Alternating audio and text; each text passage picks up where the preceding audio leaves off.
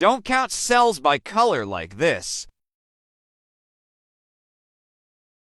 Try this instead. Go to Extensions, then Add-ons. Get Add-ons. Search Function by color.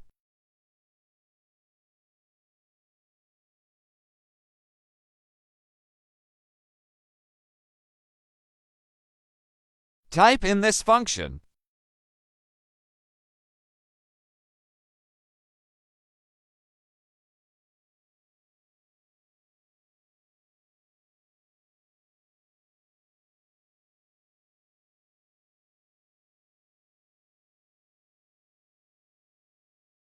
Copy. Paste.